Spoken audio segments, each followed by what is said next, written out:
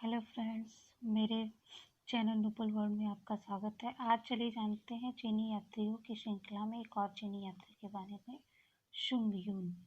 ये उत्तर पश्चिम क्षेत्र में मिहिरकुल, जो एक हूण शासक था, के शासनकाल में आया था। यानी मिहिरकुल हूण शासक था, उसके काल में शुंग यून जो चीनी यात्री था ये आया था। ये पुरुषपुर नगर का उल्लेख करता है। यानी शुंग यून जो ये चीनी यात्री था, यह पुरुषपुर नगर का उल्लेख करता है। 3 हूण आक्रमणकारी थे, खुशनवाज, तोरणमल व मिहिरकुल। ये वही हूण आक्रमणकारी मिहिरकुल है। चलिए जानते हैं ह्वेनसांग के बारे में। ह्वेनसांग के बारे में आप छोटे क्लास में भी पढ़ा होगा। ह्वेनसांग चीनी यात्री था। इसे चीनी यात्रियों का राजकुमार भी कहा जाता है। यह 629 ईस्वी में भारत आया था।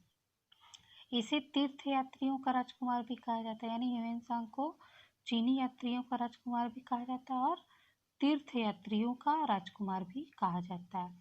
इसे वर्तमान शाक्य मुनि कहा जाता है। ये चीनी शासक की अनुमति के बिना ही भारत आता है। यानी ह्वेनसांग जो था वह अपने देश के शासक से अनुमति मांगा था, लेकिन उन्होंने अनुमति नहीं दिया, तो यह बिना अनुमति के ही भारत आया था। ये महायान को मानता था, यानी महायान शाखा को मानता था। आप जानते होंगे कि बौद्ध धर्म की 2 शाखाएं हैं, हीनयान व महायान। तो ये महायान शाखा को मानता था। ह्वेनसांग की पुस्तक का नाम है सी यू की। जैसे मैंने लिखा ऐसे ही लिखा जाएगा, इसी तरह से सी.यू.की। यात्रा का मार्ग, यानी ह्वेनसांग किस यात्रा से भारत में आया था? ह्वेनसांग मध्य एशिया के रेशम मार्ग का अनुसरण करते हुए भारत आया था और इसी मार्ग से वापस भी गया था। ये वर्धन वंश के शासक, यानी ह्वेनसांग जो था वर्धन वंश के शासक हर्षवर्धन के शासनकाल में भारत आया था। ह्वेनसांग भारत में नालंदा में अध्ययन करने, अभी लास्ट ईयर जूनियर अटेट के एग्ज़ाम में या फिर टीजीटी के एग्ज़ाम में ह्वेनसांग से क्वेश्चन आया था कि ह्वेनसांग भारत किस उद्देश्य से आया था।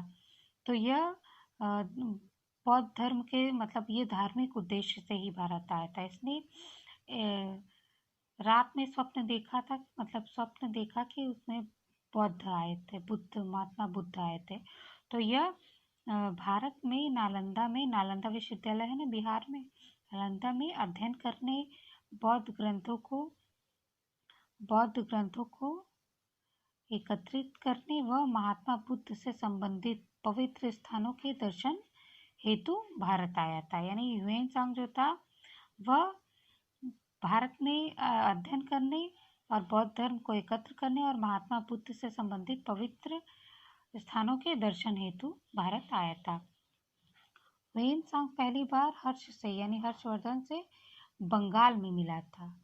ह्वेनसांग हर्ष को महायान का समर्थक बताता है। यानी ह्वेनसांग हर्ष को महायान शाखा का समर्थक बताता है और कहता है कि हर्ष अन्य धर्म का आदर नहीं करता था। यानी हर्ष जो था वह अन्य धर्म का आदर नहीं करता था और यह कहता है कि जो शूद्र हैं, यानी 4 जातियां होती थी पहले, ब्राह्मण, क्षत्रिय, वैश्य और शूद्र।